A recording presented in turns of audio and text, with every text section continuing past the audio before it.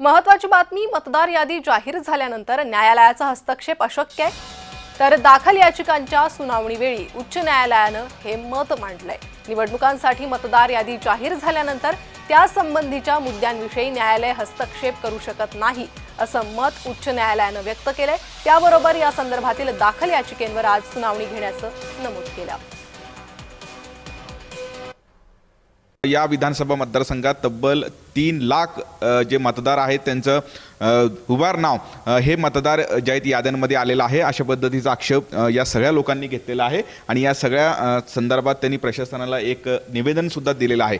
या सगळ्या गोष्टी संदर्भात आपण माहिती घेऊया। खरं तर मागच्या काही दिवसांपासून विरोधकांकडून आंदोलन करण्यात येत आहे।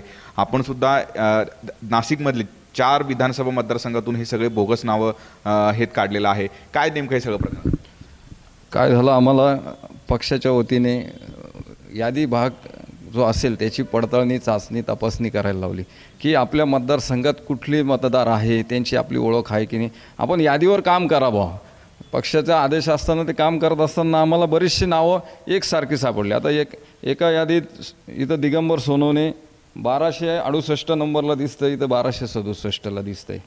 म्हणजे हे तपासत असताना मग जी काही नावांचे आम्हाला पत्ते सापडले नाही किंवा त्यांचे नंबर मिळाले नाही किंवा घर क्रमांक, म्हणून आम्ही ते विधानसभा न्याय करण्यात गेलो की हे कुठं आहे बा दुबार नाव। 2-3 दिवसापूर्वीच नाशिक महापालिकेचे निवडणूक निर्णय अधिकारी आहे त्यांच्या ही बाब निदर्शनात आणून दिली आहे की एवढे 3 लाख मतदार जर दुबार आहेत तर ही निवडणूक कशी घेणार आपण, आणि हे संविधानात्मक आणि लोकशाहीला घातक अशी ही प्रक्रिया आहे।